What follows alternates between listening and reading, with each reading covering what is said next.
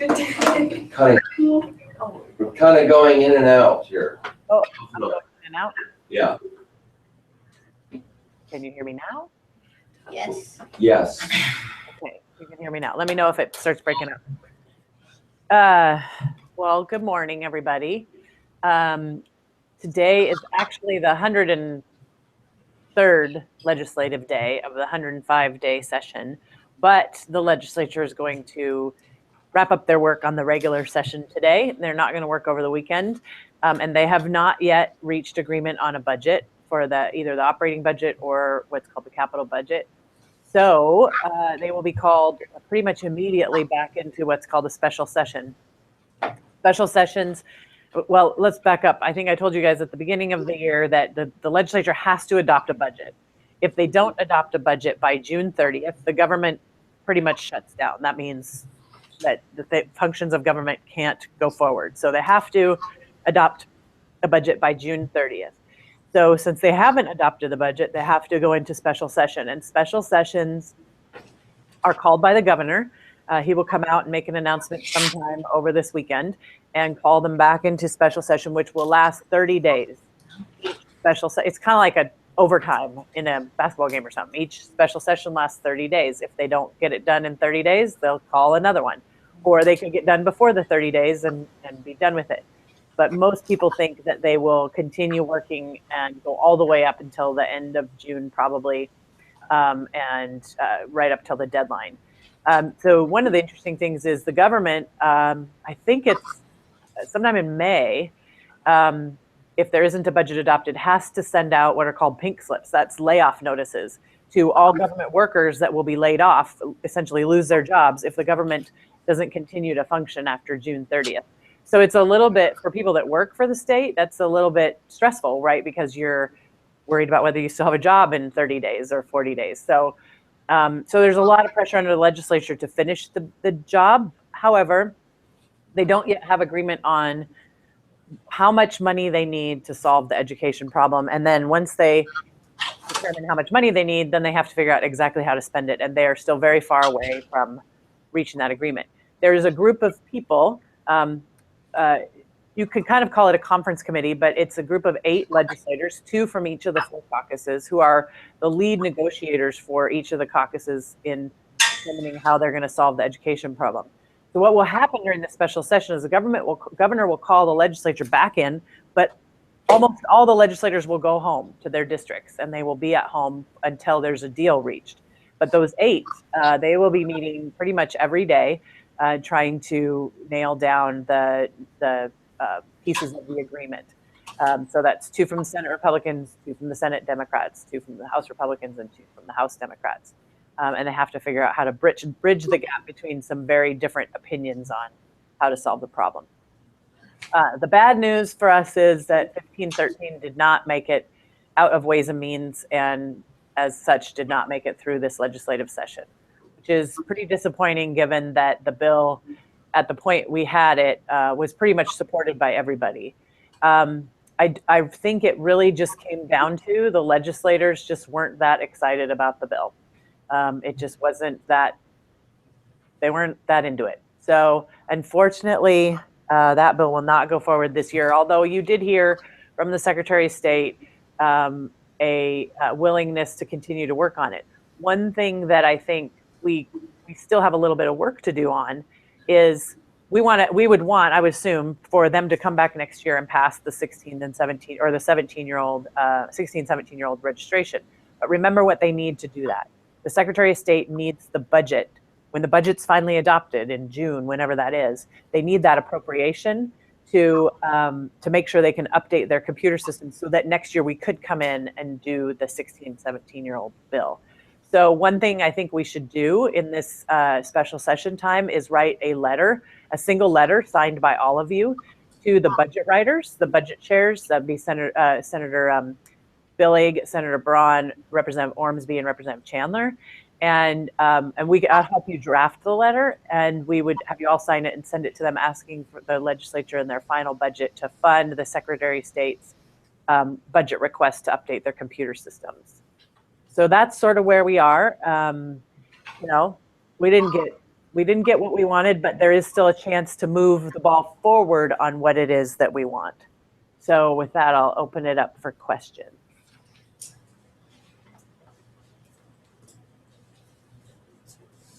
Don't all speak at once.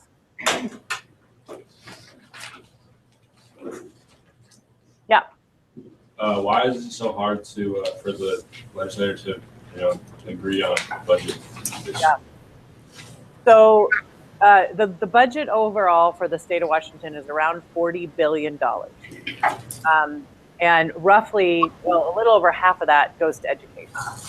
And the rest of it goes to all other things, social services, healthcare, all the other functions of government, Secretary of State, all those different things. And the court, the Supreme Court, you probably have heard of this. I think we talked about it at the beginning of the year. 4 years ago, the state Supreme Court issued a ruling. They found that the legislature was not adequately funding public education, your schools. And that the legislature had to figure out a way to end reliance on local levies, and I can talk more about that if you're interested. But essentially, the state needed to pick up the primary burden for funding what's called basic education. That's your basic, reading, writing, arithmetic education, to make it pretty simple. And there is a very different opinion between the bodies, both the House and the Senate, and it's not all partisan. Some of it is Republican, Democrat, but some of it is just general difference of opinion on how much money is needed to fund basic education, how to fix local levies versus the state levy, which is property tax, and then how to spend the money to make sure that when the state spends $1, that it actually is working towards student success. So these are really tough questions, and they've been struggling with them for the last 4 years. Over the last 4 years, they've put about an additional, I think it's about $3 to $4 billion new money into education, but there still needs to be more. Everybody agrees there needs to be more money, but there's not quite agreement on how to get that money and how to spend it. And so this is just a really tough issue. It involves taxes. It involves education that everybody cares about. It involves local taxes versus state taxes, and how do you spend the money? And it's just a tough issue, and not everybody agrees. And like I said, it's not as partisan as some other issues. It's not a pure Republican issue or a pure Democrat issue. It's complex, and I think that's why it's taking them some time. I see a hand in the back. To adopt a new budget, is there a vote for it, or is it like everyone just agrees? It's just like a bill. The budget is a bill. It's a bill number. I can't remember which number it is, but the governor starts the budget. He writes a bill. It's like a several hundred-page piece of legislation, just like your bill, and it has every single agency, and there will be. So I'll send you the appropriation language for the Secretary of State so you can see. But every agency, from corrections to Superintendent of Public Instructions to the Secretary of State to Department of Ecology, Department of Natural Resources, all of these agencies have line items, and the budget document says there shall be, $3 million appropriated for this, and then it outlines what it is that they want it spent on. It's essentially the same thing as adopting a household budget, your budget for your house or for a business. They have to say, here's how much money we have, and here's how much money we want to spend, and then they have to actually pass that as a law. And it will be voted on. The end agreement has to be voted on just like every other bill, simple majority by the House and the Senate, and then the governor has to sign it. Over in the side there. For bills that didn't make it this session, do they keep their progress next section, or do they have to start over? That's a very good question. So remember, we're in a biennial cycle here, and this is the first year of the biennium meaning 2 years. So bills that are introduced during the biennium stay technically alive until the end of so for this biennium, the end of the 2018 legislative session, so till next spring. So 1513 is not dead forever, but what happens to bills now once they sine die, that's what's called the end of session, they adjourn, sine die, the bills all revert back to their house of origin. So 1513 will be sent back over to the House, and it will sit in House rules. until next year. It could be revived at any time by the legislature should they choose to do that. And in talking to the advocates, the folks that we met when you guys were down here, they're intending to try to revive that bill when we come back into regular session next January. So it's alive until 2018. And then after the 2018 session, all bills, if they're dead, they're just done. If they're alive, obviously they go on. But then you'd have to start all over in the 2019 session. Yep, in the front. So you know that system you talked about before, so that 16, 17-year-olds can register? Since the bill wasn't passed, will it not be improved? Mm-hmm. That's right. So now, so the existing situation is as it is. At 17, you can register, but you have to be eligible to vote by the next election. So I think our next election is the primary, which is in August. So 17-year-olds who are going to turn 18 by that primary date, they can register to vote. But 16-year-olds will not be able to vote, pre-register at this time until we can get that bill passed. Yep, I see a hand, only a hand. What is a caucus? Oh, caucus, sorry. So there's the House of Representatives, and within the House of Representatives, there's the Republicans and the Democrats, and we call them their caucus. So the Republicans it's the Republican caucus. That means all the Republicans together, the Democrats, all the Democrats together. So it's sort of like they have their little team or their little club. And then they, when there's negotiations like we're talking about for the budget, they elect people to represent them for all of the groups. It's like having a class or a club or something. But so there's 4 caucuses in the legislature: House Republicans, House Democrats, Senate Republicans, Senate Democrats. And when we say 5-corner negotiations, well, we mean 5 corners being the House R's, House D's, Senate R's, Senate D's, and the governor. 5 corners. All of those, you need all those to get this done.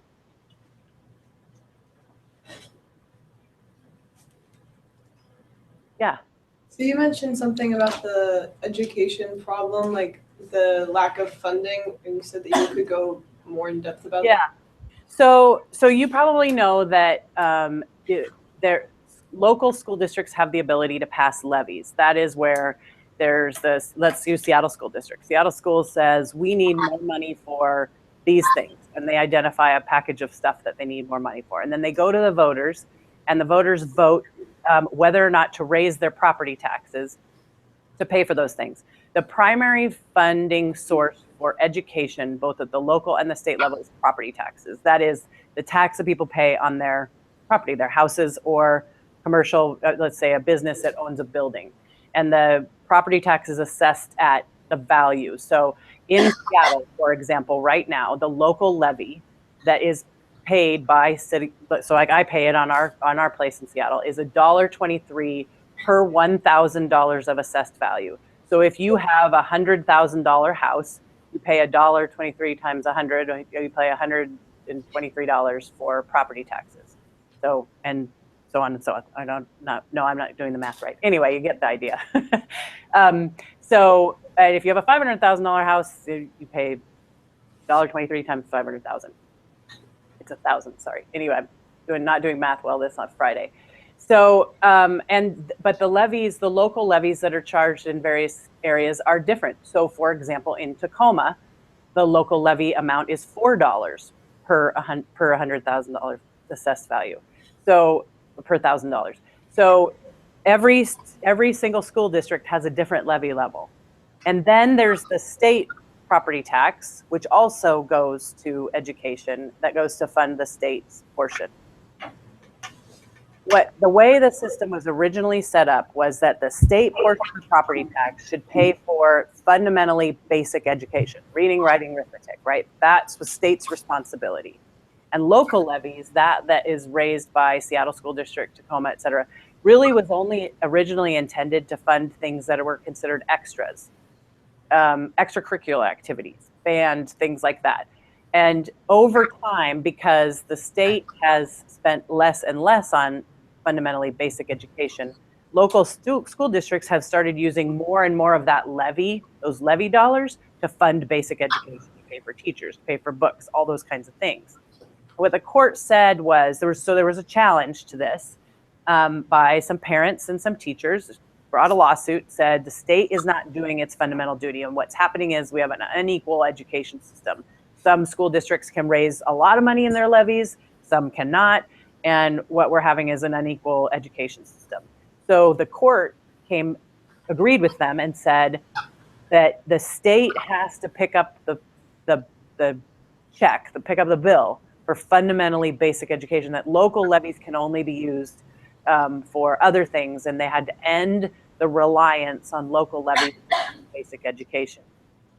So that's essentially what the legislature is trying to do. But it's not easy because in order to sort of equalize the levy situation, some districts lose money and some districts get money, because those that have been able to raise a bunch of money, they're probably going to have to shift some over to districts that haven't been able to. And so it's a really tough issue. And there's questions about, will property taxes have to go up in Seattle but go down in Tacoma, considering Tacoma's paying $4 per $1,000 and Seattle's paying $1.23. Is that fair from a tax perspective? And then are the dollars that are being generated fair? So you can see how it's really tough to somebody's gonna have to pay more and somebody's probably gonna pay less, but that's the challenge that they're trying to work through. Does that make sense? Yes. And it's a lot more complicated than that. I'm trying to sort of give you the 30,000 foot level. Any other questions? So I think what would be good is I will take your talking points that you prepared for me for testimony, and I will draft for you all to look at a letter for the budget writers about the Secretary of State's budget request. And I'll send that to you, Greg, and then you guys can look at it, edit it, see what you want, if there's anything different you want to do to it, and then we'll put everybody's signature on there. And I'd like to deliver that in the next couple weeks to the budget writers. And then I'd love to do sometime in May, I'd love to come and do a final in-person visit with you guys. And I think maybe might be able to bring legislator or two with us. So Greg, we can work on the dates for that. That'd be great. We'd enjoy that. Okay. Any final questions or thoughts for today? I don't think. Oh, I see one in the way back. If the government shuts down, how long will it be shut down for? Well, I think the likelihood of them shutting down is very, very low. But technically what would happen if they didn't adopt a budget, it would just shut down until they adopt a budget. So, you could go till, whenever. But they can also, there's lots of things they could do. They could fund short term. They could just fund a short term, like 6-month budget, but it's very, very unlikely. They will get a budget done by the end, but they're gonna work right up till the end, procrastinate right up till the end, I would say. I still see a hand way in the back. Yeah, how do we increase the likelihood? He wants to shut the government down. Okay, yeah, well, you could try. I doubt it will happen. Okay, on that note, Thank you. thank you very much. Have a great weekend. All right, talk to you guys. Okay. All right.